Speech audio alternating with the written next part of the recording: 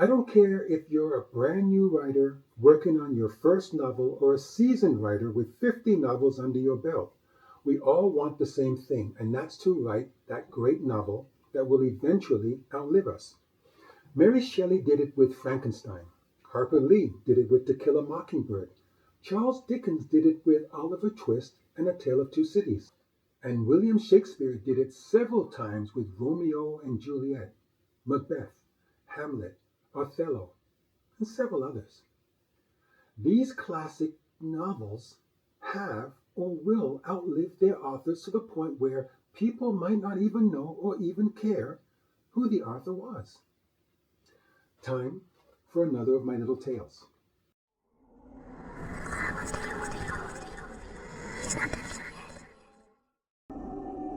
Why did you let him kill me? A man and his wife are once again awakened by their twin daughters who are routinely scared awake each night. As their parents sit at the foot of their daughters' beds, they try to explain that they are just having nightmares, and because they are twins, whatever nightmare one has, the other experiences as well. Also, the fact that they live in a very large and drafty house makes their nightmares seem more real. But the girls are adamant that what they have been experiencing has not been nightmares because of the large drafty house, but because of the two ghosts that awaken them each night while attempting to get into their beds. This continues each night until the parents decide to hide inside their twin daughter's closet and see firsthand if any ghosts appear and try to get into their daughters' beds. With the parents hiding quietly inside the closet, it wasn't long before their twin daughters were fast asleep. Then it happened. The parents, hearing the sound of someone getting onto their twin daughters' beds, leapt out of the closet, expecting to catch whoever it was red-handed. But what they saw had them staring in shock, unable to move. Today I'm going to use a few well-known authors, or at least their well-known novels, to demonstrate that endeavoring to write a great story has always been the dream of every writer. Then I'll tell you what had the parents so shocked.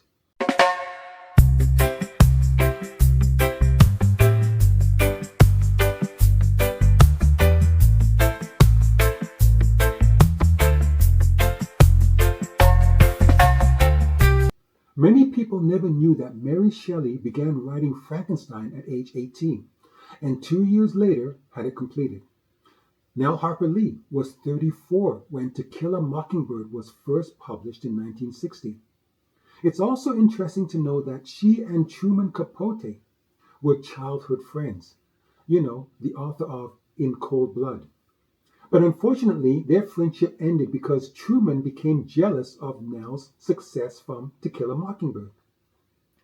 Charles Dickens didn't write his first novel until he had turned 24, and his second novel, Oliver Twist, became the classic we have all come to know.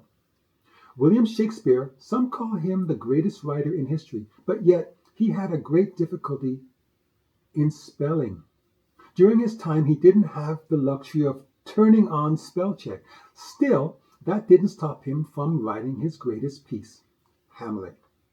As a writer, new or seasoned, it goes without saying that when you sit down and begin writing, you do so with the objective of writing the next great novel. No writer wants to be mediocre or remembered as the writer who was nearly as good as the great ones. It makes sense. If you were a chef, you would aspire to create the greatest dish ever tasted. If you were a lawyer, your desire would be to try a case so that it would eventually be immortalized in law journals. Even if you were a thief, you would much rather be sent to prison for orchestrating the greatest heist in history than from a failed bank job.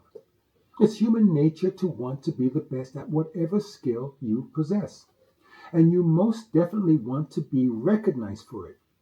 Good or bad, you want people to know that you were, if only for a time, at the top of your class. A sprinter never sets out to be anything other than the fastest there ever was, just like a builder wants to be credited with constructing the most famous structure. Did you know that the Eiffel Tower was built for the 1889 World's Fair as a temporary attraction? Most people probably don't even know who built it, but I bet you it would be hard to find someone visiting Paris who didn't want to visit it. And if you didn't know the person who built it, his name is Eiffel. Getting back to being the greatest, being just number two doesn't cut it in society. Because as long as number one is around, no one cares about number two. We all know about the Taj Mahal, but does anyone know of the building that sits next to it? I know I don't. The Mona Lisa by Leonardo da Vinci is said to be the greatest painting ever created. But how many people know which painting holds the number two position? I believe it's The Starry Night by Vincent van Gogh. I had to actually look that up. Like I said, people don't seem to care anywhere near as much about second place. Like with anything else we do, we strive to be the best at it.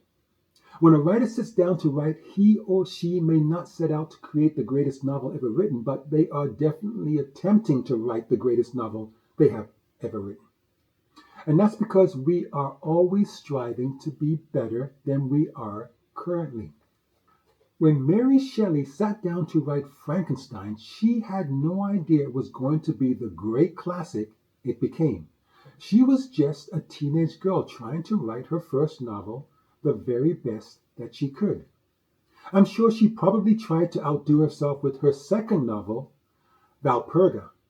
The fact that you probably haven't heard of it tells you that it didn't become the classic her first novel, Frankenstein, became. Charles Dickens wrote a great classic with Oliver Twist and then sat down to outdo himself and accomplished that by writing his greatest novel ever, The Tale of Two Cities. Now, he's a bit of a contradiction because although he outdid himself several times, his works are all still quite memorable. The fact that nearly every student in the world was made to study his works might be one of the reasons they are so memorable. I still can't believe they talked like that back then. The thing about being the greatest in your class, once you've reached that goal, your desire to be the greatest isn't necessary. If you are the fastest man in the world, during your next race, you're not trying to be the fastest man in the world anymore. You're trying to outdo yourself by running a race faster than you ran before. When Shakespeare wrote Julius Caesar, he was already on top. The only thing left for him was to outdo his latest work, and he did so by writing Romeo and Juliet. But then he desired to outdo himself over and over again until he had so many great works. I remember we needed an entire semester at school just to study them. A writer may or may not create the greatest novel ever written, but it's the process of trying to outdo whatever they have already accomplished that allows them the chance to achieve that milestone. It's a sort of trial and error concept. Let's say you are trying to bake the perfect cake. It's not until you finish baking a cake that you are in a position to discover where you can do better, allowing you the opportunity to achieve a better result from the position you find yourself in from your previous attempt. You might have added too much baking powder or not enough vanilla extract. Now, knowing that during your first attempt, your second attempt has allowed you the opportunity to be in a position to bake a new cake with less baking powder or a little more vanilla extract, you find yourself getting ever closer to that perfect cake. If your previous attempt at your best novel proved to be lacking a convincing protagonist, or if your antagonist turned out to be more of a main character than your protagonist, these flaws in your story will be evident once you have completed your novel. This is because you might find that your novel as a whole doesn't have the impact you had hoped for. With that in mind, while at your next attempt at your greatest novel, You would undoubtedly create a protagonist that was more relatable, more sustainable while refraining from allowing your antagonist the ability to overshadow your protagonist and subsequently lowering the impact you had hoped for. No writer can ever know if they are writing the great novel. There have been cases where a writer spends years writing the best story he or she possibly can, only to find that it's left wanting. On the other hand, there are cases where a writer's only intention has been to quickly get something down on paper, but miraculously ends up writing a novel so great it transcends all expectations. You may have heard of the novel The Boy in the Striped Pajamas by John Boyne. This is a classic for sure, and believe it or not, John wrote this in less than 3 days. Was he trying to write the great novel? Probably not. Probably wasn't even trying to write his best novel, but The Boy in the Striped Pajamas became his greatest achievement. It's a movie now, you know. For all we know, if John Boyne sat down and decided to write the great novel, he would probably have spent a great deal more time than just 3 days writing it, which means it might not have turned out to be the great novel it is. Some great novels take years to write, some only days.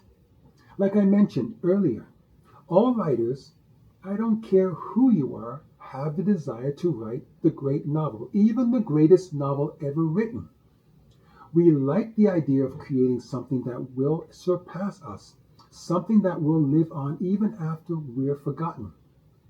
How many people knew that 18-year-old Mary Shelley from London, England, wrote Frankenstein?